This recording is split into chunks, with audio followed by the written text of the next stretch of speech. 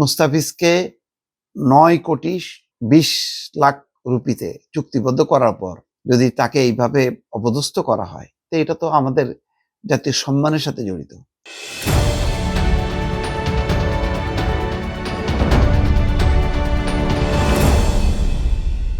আমি ভাবছি বারবার একটা কথা, মুস্তাফিজকে নিয়ে ভারতের একটা সাম্প্রদায়িক সিদ্ধান্ত কি পরিমাণ বুমেরাং হলো।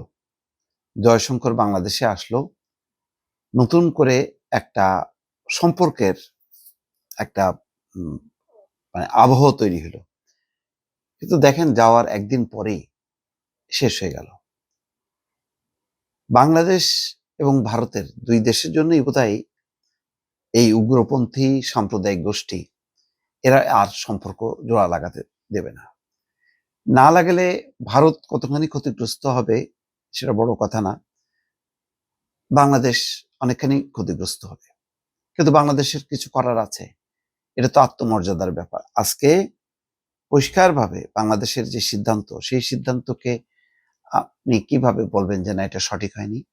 যে বিশ্বকাপ খেলতে ভারতে যাবে না বাংলাদেশ, সিদ্ধান্ত বিসিবির। স্বাভাবিক, নিরাপত্তার কারণে যদি মুস্তাফিজকে খেলতে দেওয়া না হয়, তাহলে বাংলাদেশের এতগুলো মুসলমান প্লেয়ার তারা ভারতে যাবে কেন? এবং ইন্টারেস্টিং ব্যাপার দেখেন, এই বাংলাদেশ টিমের অধিনায়ককে লিটন দাস।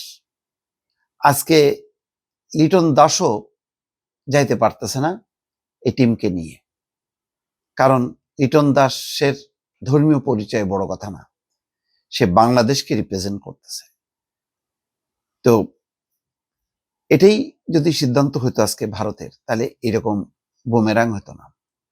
জয়শঙ্করের একটা দেখছিলাম যে তারা প্রতিবেশীর সাথে সুন্দর সম্পর্ক রাখতে চায়।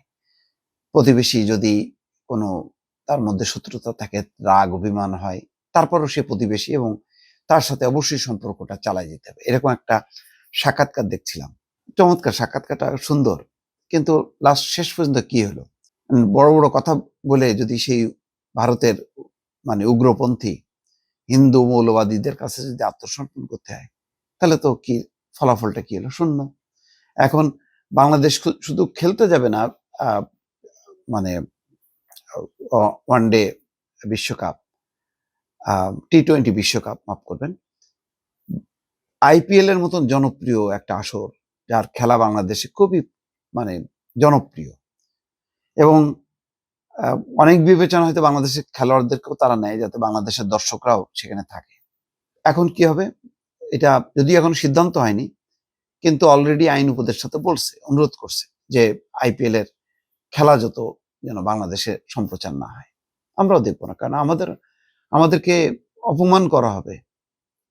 মুস্তাফিজকে ৯,২০,০০,০০০ রুপিতে চুক্তিবদ্ধ করার পর যদি তাকে এইভাবে অপদস্থ করা হয়, তো এটা তো আমাদের জাতীয় সম্মানের সাথে জড়িত। তো সেই কারণে ফলাফল যেটা হওয়ার সেটা হয়েছে।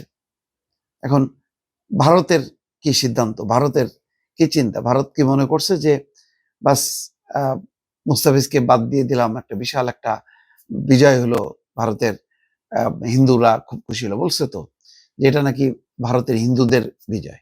তো এখন বিজয় উৎসব পালন করুক, একা একা নিজেরা খেলাধুলা করুক, তাদেরও আর বাইরে আর খেলা দরকার নেই। ভারত এইভাবে আস্তে আস্তে সারা বিশ্ব থেকে বিচ্ছিন্ন হয়ে যাবে, তাদের এই দৃষ্টিভঙ্গি। পাকিস্তানের সাথে দেখলেন না, তারা হাত মিলাইলো না, যেটা ক্রিকেটীয় একটা মানে তার যে সাহিত্য সংস্কৃতি আছে, সৌন্দর্য আছে, সেখানে হচ্ছে যে মানে খেলা শেষে মানে জয় পরাজয় যারই হোক না কেন সবাই হাত মিলাবে, সে হাত মিলাইলো না তারা। কারণ ওই যে রাজনীতি, বিদ্বেষ, প্রতিহিংসা।